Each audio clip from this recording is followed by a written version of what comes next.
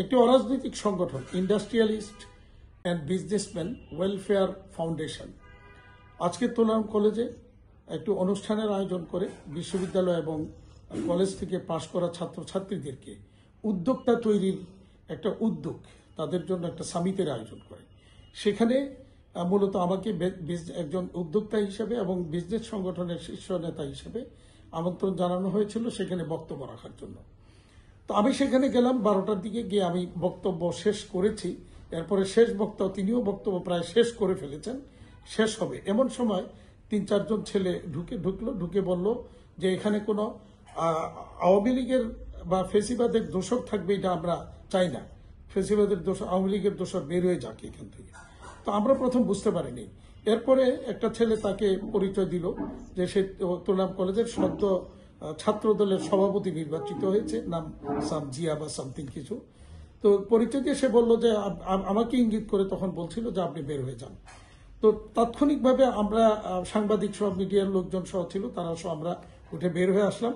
আমি চলে আসছি, বাট আমার কাছে মনে হলো এরা এই বাচ্চা ছেলেগুলি, আমার 2 ছেলেরও অনেক জুনিয়র বাচ্চা ছেলে, তারা আমার সম্পর্কে জানে না। আমি এর মধ্যে তাদের জিজ্ঞেসও করছিলাম তোমরা কি আমার সম্পর্কে জানো?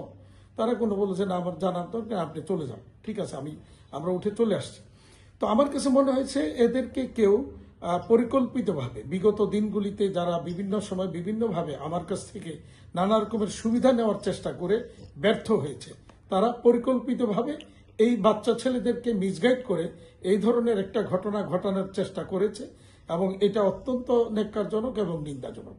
এটা ডেফিনেটলি আপনারা সবাই জানেন, মিডিয়া ব্যক্তিত্ব থেকে সবাই জানেন, সকলেই জানেন যে আমি কখনোই কোনো রাজনৈতিক দলের কোনো লেজুর ভিত্তি করিনি এবং কখনোই কোনো রাজনৈতিক দলের কোনো প্রকার অনুষ্ঠান বা কোনো কর্মকাণ্ডে কখনোই সম্পৃক্ত হইনি। আমার দায়িত্বই ছিল একটাই, যে আমার ট্রেডের স্বার্থ সংরক্ষণ করা, সরকারে যখন যেই থাকুক তার সাথে কাজ করা, তার সাথে সম্পর্ক ভালো রেখে তার সাথে আমার ট্রেডের স্বার্থ সংরক্ষণ করা, পলিসি মেক করা, এটাই ছিল আমার দায়িত্ব। বিগত এই 15 বছর আমাকে কিন্তু বিকেএমএর প্রেসিডেন্ট হতে দেওয়া হয়নি। তো আমি যদি আওয়ামী লীগের দোসর হতাম তাহলে 2010 সালে আমি প্রেসিডেন্ট হতাম এবং তখন এটা পরিষ্কার ঘোষণা দেওয়া হয়েছিল, যতদিন শেখ হাসিনা প্রধানমন্ত্রী থাকবেন এবং সেলিম ওসমান সাহেব বেঁচে থাকবেন ততদিন আমি প্রেসিডেন্ট হতে পারবো না। এটা মিডিয়ার সবাই জানেন।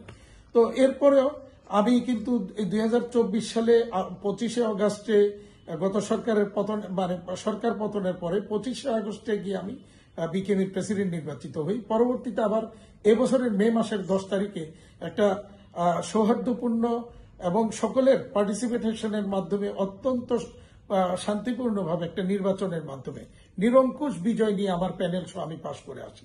যে তাতে প্রমাণিত হয় যে এই সেক্টরের মানুষজন আমাকে জানে, আমার সম্পর্কে চিনে এবং রাজনৈতিক দলগুলির কেন্দ্রীয় নেতৃবৃন্দ আমার সম্পর্কে জানেন।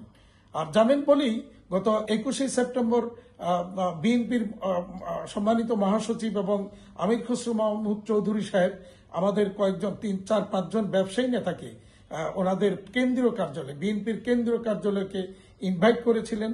সেখানে আমাদের সাথে অত্যন্ত সৌহার্দ্যপূর্ণ পরিবেশে ওনারা আমাদের সাথে মত বিনিময় করেছেন এবং আমাদের কাছ থেকে এলডিসি গ্রাজুয়েশন ও শ্রম আইন নিয়ে কি সর্বশেষ কি পরিস্থিতি সেটা আমাদের কাছ থেকে ওনারা জানতে চেয়েছেন। তো এই ক্ষেত্রে নিশ্চয়ই আপনারা বুঝতেই পারছেন যে এই যদি পরিস্থিতি বিএনপির কেন্দ্রীয় নেতৃবৃন্দ যদি আমাকে ডেকে নিতে পারেন, তাহলে এখানে যে এইটা ষড়যন্ত্রমূলকভাবে এই বাচ্চা ছেলেদেরকে মিসগাইড করে কেউ করিয়েছে তার মধ্যে কোনো সন্দেহ নেই। এইটা বিচারের ভার আপনাদেরকে, মিডিয়াকে এবং বিএনপির কেন্দ্রীয় নেতৃবৃন্দের কাছে আমি এর বিচারের ভার দিয়ে দিলাম এবং আমি বিনীত অনুরোধ করব